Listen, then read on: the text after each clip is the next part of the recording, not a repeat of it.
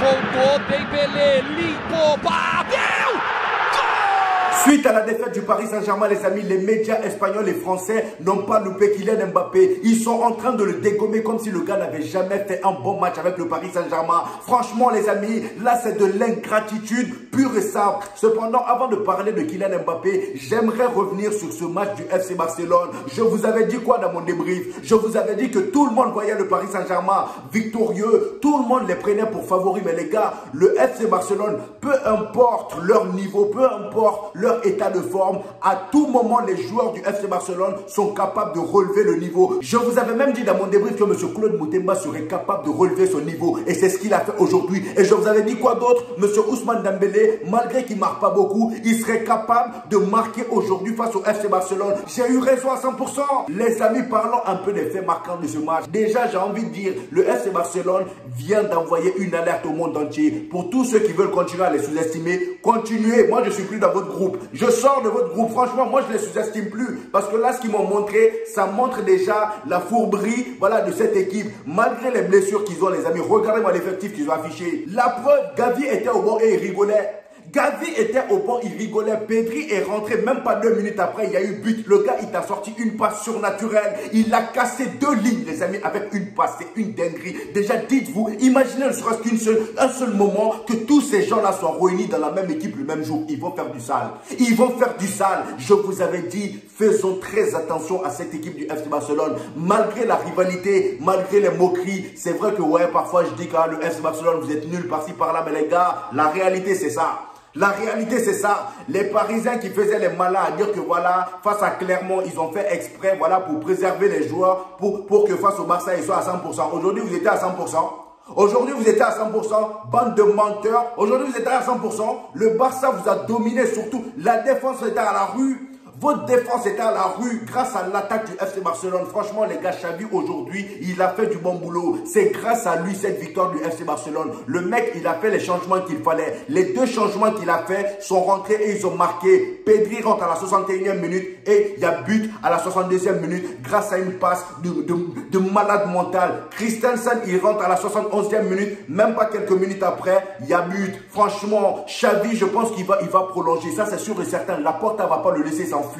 Laporta ne va pas laisser cet homme-là s'enfuir. Je pense que Xavi, au fond de lui-même, il veut continuer. Au fond de lui-même, il veut rester. Mais c'est seulement la honte, voilà, qu'il avait poussé à dire ces bêtises-là. Voilà, le fait qu'il veut partir. C'était la honte et le fait qu'il aime, voilà, le FC Barcelone. Il ne voulait pas voir le FC Barcelone sombrer avec lui. C'est pour ça qu'il avait pris la décision de partir. Mais là, les gars, ça sent bon. S'ils éliminent le Paris Saint-Germain et qu'ils réussissent à terminer 2e de Liga, je pense qu'il reste. Je pense qu'il reste et ça serait mérité pour Xavi, les amis. L'un des joueurs qui a le plus marqué la soirée, si ce n'est celui qui a marqué le plus la soirée, c'est M. Claude Moutemba, a.k.a. Rafinha. Le poteau, je me moque de lui depuis le début de la saison. Mais là, il vient de fermer ma bouche. Là, tu redeviens brésilien à mes yeux. Tu n'es plus congolais. Tu n'es plus congolais, Claude Moutemba. Aujourd'hui, tu t'appelles Club Nascimento Santos. Voilà. Jusqu'à ce que tu fasses un mauvais match, tu vas redevenir Moutemba. Voilà. Aujourd'hui, il m'a impressionné, les gars. Le gars, il a mis la clim au Parc des Princes.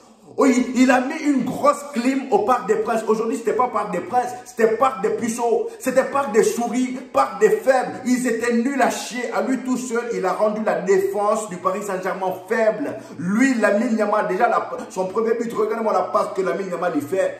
Regardez-moi la passe que ce petit-là, il fait, ce petit insolent. Regardez la passe qu'il fait. C'est quoi cet extérieur-là? Franchement, c'est quoi cette aisance? Et d'ailleurs, en parlant de M. Claude Moutemba, il a bien évidemment terminé homme du match. Qui d'autre que lui? Franchement, qui d'autre que Claude Moutemba? Robert Lewandowski, aujourd'hui, il t'a sorti un match de taré. Son jeu sans ballon m'a impressionné, les amis. Franchement, même s'il n'a pas touché beaucoup de ballons, mais ses mouvements, ses déplacements, son jeu sans ballon était juste exceptionnel. Aujourd'hui, il a donné une leçon de football à M. Erling Haaland. Même si Erling Haaland hier était à la police, voilà, il avait Rudiger, monsieur Rudiger dans son dos. Le gars n'a pas lâché. Comment vous voulez qu'il joue?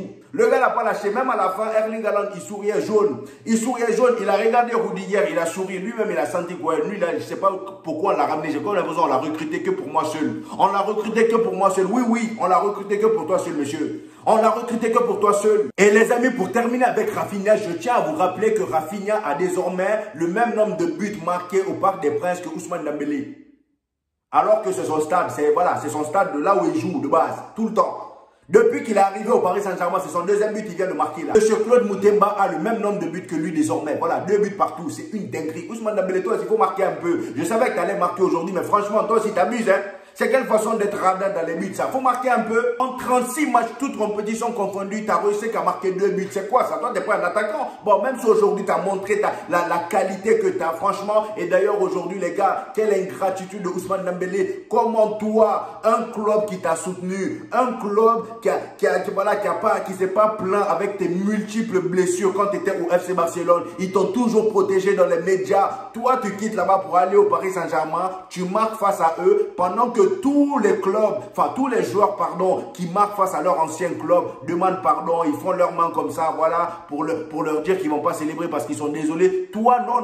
Vu que toi, tu es insolent, tu as voulu célébrer. Et le pire, c'est que tu as bien célébré même. Tu as bien célébré même. Quelle ingratitude, franchement, Ousmane Dembélé. Et tout ça pour te faire chicoter à la fin. Avant de parler du match de Kylian Mbappé, j'aimerais déjà qu'on parle de la défense du Barça et du Paris Saint-Germain. Déjà, la défense du Paris Saint-Germain, est-ce qu'il y avait même une défense? Beraldo, lui, il vient d'où? C'est un Brésilien lui aussi, vous êtes sûr? Vous êtes sûr? Parce que le gars, là, il est nul, hein? Il est nul, hein? Je ne sais pas où lui aussi vous l'avez acheté. Franchement, peut-être que lui aussi c'est un Congolais. Claude Moutemba, t'es sûr, c'est pas ton cousin. Parce que franchement, là, bon, même si aujourd'hui Claude Moutemba, il a prouvé que c'était un vrai Brésilien. Mais là, Beraldo, aujourd'hui, franchement, toi, tu vas nous prouver que tu viens vraiment du Brésil. Parce que t'es nul à chier. T'es nul à chier. En termes de placement, t'es vraiment éclaté. La défense du Paris Saint-Germain aujourd'hui, même Ter Stegen pouvait faire des passes décisives. Même Ter Stegen, en un centre, le gars, il réussit à avoir Robert Lewandowski. C'est une dinguerie. Et le pire, c'est que Robert Lewandowski se jouait de ça. Il aspirait toute la défense. Sur le premier but de M. Rafinha, avec la passe magique de Lamine Yamal, est-ce que vous voyez comment vous êtes placé? La défense était mal placée. Franchement, comment vous pouvez vous placer comme ça? On dirait des débutants. Regardez un peu comment la défense du Barça a joué aujourd'hui. Monsieur Araujo, le boss de la défense du FC Barcelone. Franchement, les gars, quand je dis la vérité, pour moi, Araujo, c'est top 5. Voilà, meilleur défenseur actuel. Même top 3. Voilà, parce que moi, pour moi, top 1 en ce moment, c'est Rudiger. Il n'y a personne qui le détrône. Voilà, top 1, c'est Rudiger. Peut-être après Rudiger, on a Araujo. Mais là, Araujo, aujourd'hui, il a fait un match de porc. Araujo, aujourd'hui, il a fait un match de porc. Voilà, avec son petit à côté, comment il s'appelle? Cubarsi, la sérénité que ce gars-là a, ça me choque. Ça me choque. Le gars, il est sorti de la Massa il y a 2 jours. Le poteau, il n'a pas encore goûté au banc. Ça, c'est quel genre de gamin ça? Il n'a que 17 ans. C'est quel genre de gamin ça? Tu sors de la Masia, tu n'as même pas goûté au banc, tu es titulaire. Et le pire, c'est qu'en Ligue des Champions, quart de finale de Ligue des Champions, tu mets un Kylian Mbappé, Mobutu dans ta poche. Alors là, Kylian Mbappé, il pensait pouvoir se jouer du FC Barcelone aujourd'hui pour leur montrer ce qui va se passer la saison prochaine. Mais sauf que non, c'est eux qui lui ont montré ce qui va se passer la saison prochaine. Cubarsi va te mettre dans la poche si tu continues comme ça. Dites-vous que Kylian Mbappé a réussi 0 tir du côté de Cubarsi aujourd'hui. Dites-vous que Kylian Mbappé a réussi 0 tir du côté de Cubarsi. Voilà, à chaque fois qu'il venait du côté de Cubarsi, il tapait poteau. Voilà, il ne réussissait pas à avoir l'espace. Cubarsi le bouffait à chaque fois. Face à Cubarsi, il a réussi seulement à gagner 3 duels sur 12. Seulement 3. Est-ce que tu te rends compte, Kylian Mbappé? Là, on parle d'un jeune de 17 ans. À quel âge maintenant? 24, 25? Là, tu es vieux maintenant. Tu n'es plus un gamin. Un seul dribble réussi sur 4. Remets-toi en question, s'il te plaît. Parce que là, je sais que tu t'appelles Mobutu, mais remets-toi en question. Personne ne te donne des ordres, mais moi, je te donne l'ordre de te remettre en question avant de venir à Madrid. Parce que Madrid, c'est pas le Paris Saint-Germain. Tu vas vite te calmer, tu vas vite te reprendre en main avant de venir chez nous. C'est pas pour rien qu'il y a un journaliste espagnol, avant la rencontre Barcelone-Paris Saint-Germain, le gars, il a dit sur son média que voilà, Cubarsi va s'occuper de M. Kylian Mbappé. Kylian Mbappé va connaître Pau Cubarsi. Il a dit ça en espagnol. Et qu'est-ce qui s'est passé aujourd'hui? Il a bien connu Pau Cubarsi. Il a connu même son nom. Je pense qu'il a bien parlé espagnol à la fin du match avec lui. Hier, on a parlé du match fantomatique de Erling Haaland. Aujourd'hui, c'était au tour de Kylian Mbappé. Lui aussi, il a été tellement fantomatique que je le cherchais même à un moment. Je suis là, je zoomais même sur l'écran. Même bon, voilà. Je zoomais, prenez ça comme ça. Je zoomais sur l'écran pour le chercher, mais je ne le voyais pas. Regardez-moi ces stats du match, s'il vous plaît, pour vous montrer à quel point le gars, il a vraiment été nul à chier. Regardez-moi ça. 44 ballons touchés, 0 tir cadré. Un dribble réussi sur 4 tentés. Voilà.